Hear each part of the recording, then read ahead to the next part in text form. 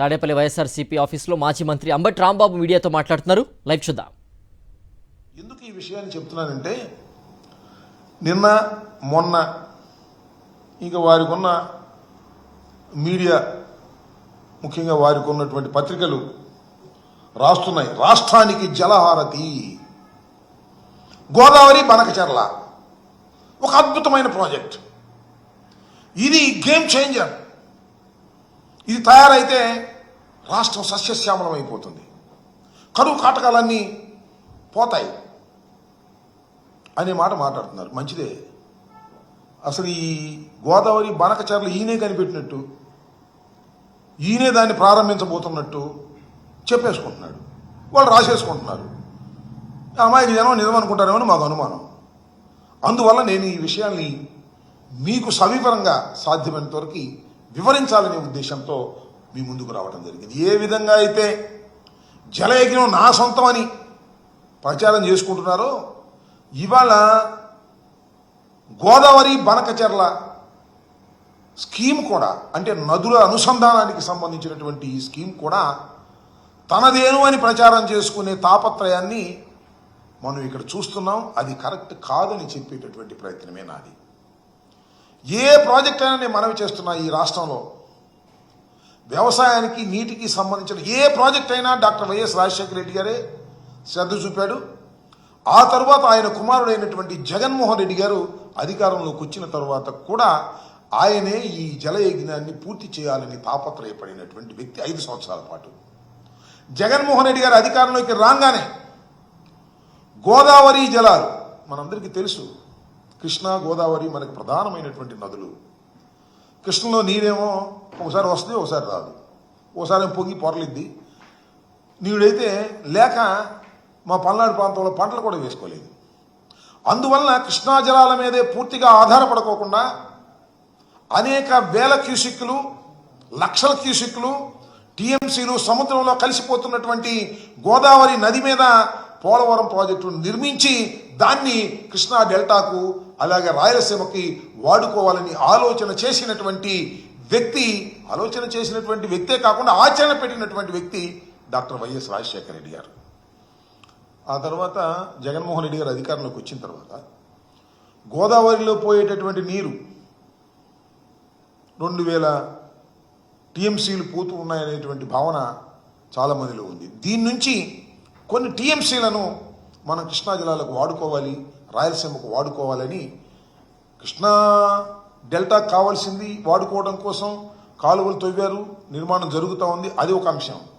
ఈ గోదావరి బనకచెర్ల 3 దశల్లో పూర్తి చేయాలి అని ఆలోచన చేసినటువంటి మొదటి వ్యక్తి జగన్మోహన్ రెడ్డి గారు.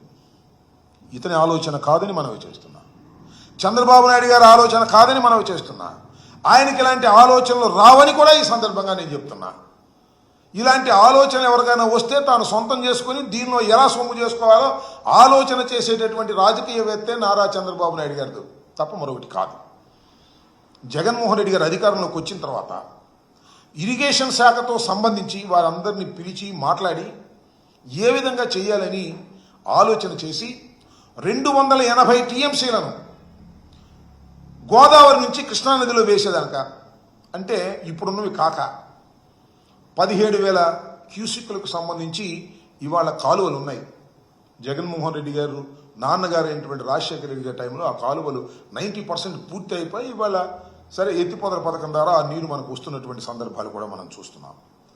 దీన్ని మరింతగా పెంచి సుమారుగా 40,000 పైచిలకు క్యూసిక్లను కృష్ణానదికి తీసుకురావాలని, అంటే ఈ వెడల్పు చేయటం కానీ లేదా ప్యారలల్గా ఇంకొక కెనాల్ని ఇది మొదటి దశ, ప్యారలల్గా ఇంకొక కెనాల్ని నిర్మించాలనేటువంటి ఆలోచన. ఎందుకంటే రాజశేఖర రెడ్డి గారు చాలా ఎక్కువ ల్యాండ్ని ఎక్వైర్ చేశారు. ఈ కెనాల్కి సంబంధించింది కాకుండా అవసరమైతే ఇంకా వెడల్పు చేయడానికి కావలసినటువంటి 40,000 క్యూసిక్ల నీరు ప్రవహింపచేయడానికి వీలుగా కావలసినటువంటి ల్యాండ్ కూడా ఎక్వైర్ చేస్తున్నారు రాజశేఖర రెడ్డి గారు. అందువలన దీనికి రోజుకి 2 టీఎంసీలు తీసుకొని మొత్తం 280 టీఎంసీలను కృష్ణా నదిలోకి వేసి ఇక్కడ నుంచి మళ్ళా దీన్ని లిఫ్ట్ చేసేటటువంటి కార్యక్రమం మన వైకుంఠపురం దగ్గర నుంచి లిఫ్ట్ చేసి దాన్ని తీసుకెళ్లి బొల్లాపల్లి రిజర్వాయర్లో కలపాలి. దీనిలో మధ్యలో అనేక దశలు ఉన్నాయి.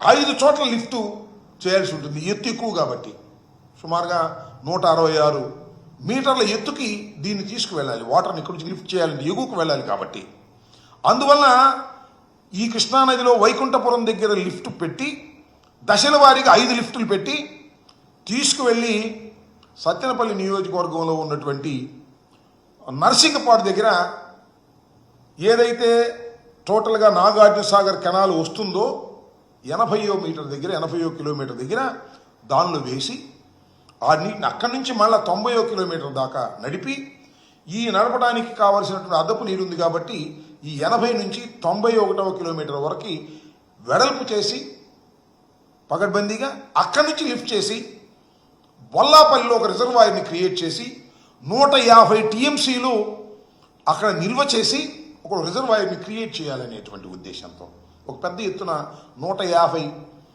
టీఎంసీలు నిల్వ చేసేటటువంటి ఒక రిజర్వాయర్ని నిర్మించి అక్కడి దాకా తీసుకువెళ్ళాలనేటువంటి ఉద్దేశం.